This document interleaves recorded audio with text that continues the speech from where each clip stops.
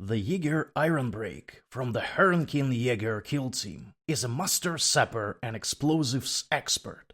These elite warriors of the Leagues of Votann specialize in breaching enemy defenses with precision.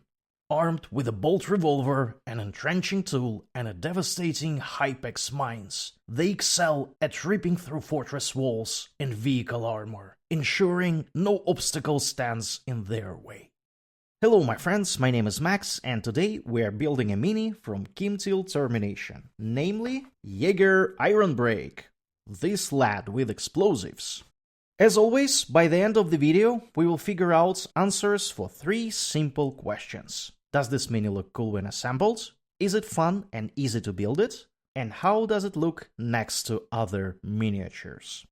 The instructions in this booklet are a bit funny, because when you look at this mini and when you want to start building it, you figure out that you already have a torso. And that means that we have to come 1 page back and figure out the process for the torso, which is actually here. For those of you who are following the numbering in the booklets, it actually makes perfect sense because 23A instruction set is on this page. And that is pretty much the foundation for 3 different flavors that we have on the next page. The Yaegir Ironbraek and 2 kinds of Yaegir warriors that could be built from the same torso. We of course go with the Ironbraek, and let's start with the torso. We would need beats 17 and 18.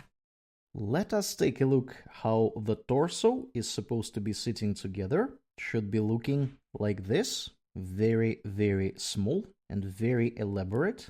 I'm gonna glue it. And this is my torso so far. Now we need to add some legs. 19 and 20. I will start with leg 19.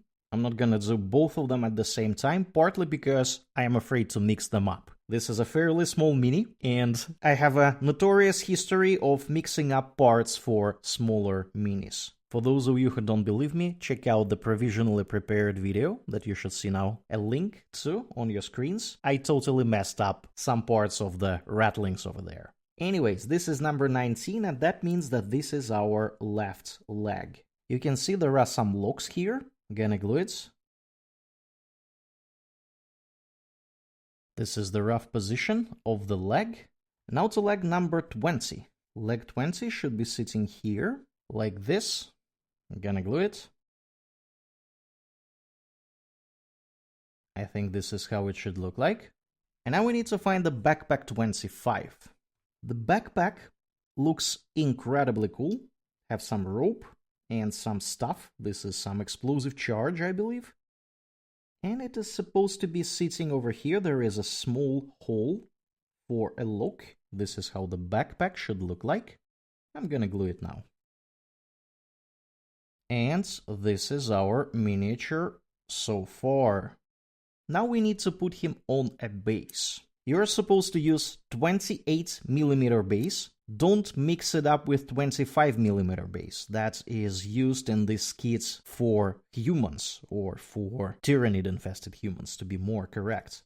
Double check this base. I cannot stress it enough, because I myself almost used the wrong one, the smaller one. It should be 28mm base.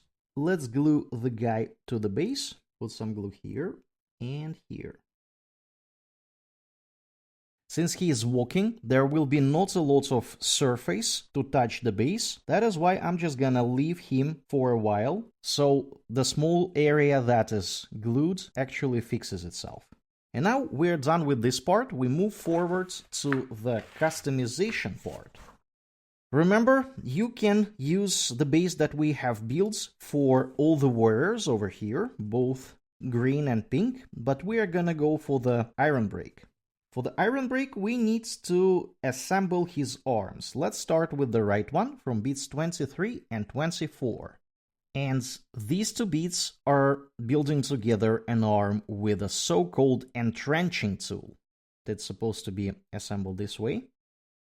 What I'm gonna do, I'm gonna just keep it assembled, and I'm gonna put a little bit of glue on top of it to melt it together. And this is gonna be good enough for me. This is an entrenching tool. We will give it some rest. Now to the left arm. the explosives, 21 and 22.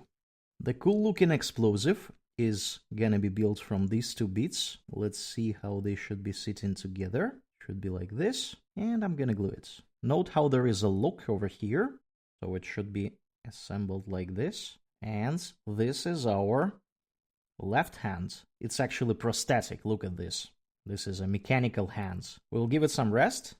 And after that we go for the head. Note how this mini is supposed to have this specific head D27. The vast majority of other minis, especially the warriors, are just supposed to take one off mini, one of number 18, and number 18 is pretty much all these heads. You see there, that is number 18 over here.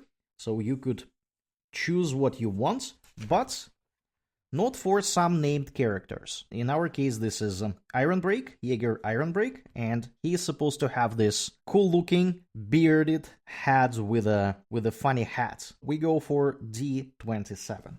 And of course, this head looks awesome. Look at this guy. Look at this guy. This is amazing. Gonna glue the heads. Judging by the pictures, the guy is kinda turning on his right. That is why the head is gonna be fixed like this. The entrenching tool seems to be more or less fixed. Let's see how this arm is supposed to be assembled. It should be along these lines. This is our guy so far. And now the left arm is supposed to be carried like this. I'm gonna glue it too. And this is our lad so far. The only thing that is now missing is his tool rack that is sitting on the backpack, number 26. These are the tools of the trade for the Ironbraek, and they're supposed to be sitting on his backpack like this. If you move these tools around, you will find the correct position.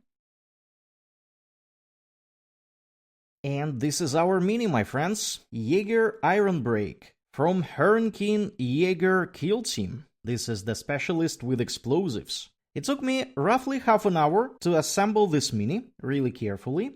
I will give it 5 service cows out of 5 for the fun of building it, and I will give it 4 out of 5 for ease of assembly. The reason it is 4 is the miniature is fairly small and flimsy. It might be a bit challenging to assemble smaller parts compared to, for example, Space Marines, but it is still totally doable, so don't worry about that much. This mini might require partial assembly for the backpack, because as you can see, the backpack covers some parts of the mini.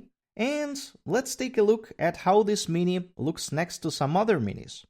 We start with a character from the same kill team. This is Yaegir Bombust, the guy with a bunch of cool pistols. As you can see, these lads look extremely cool together. I really like their heads, the beards and whatnot. They also have a bunch of decorations on their armor and leather jackets.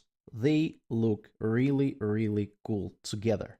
Another natural comparison is Einherjar Hearthguard, the Space Marines of Leagues of Votann, the guys in heavy armor. These lads are a bit taller because of the heavy armor, but they still look recognizably short, and these lads are gonna look together really well on the battlefield too. And you can clearly say that these guys are from the same army. There are some decorations that are being shared between them, and the general look is more or less the same. They look really cool.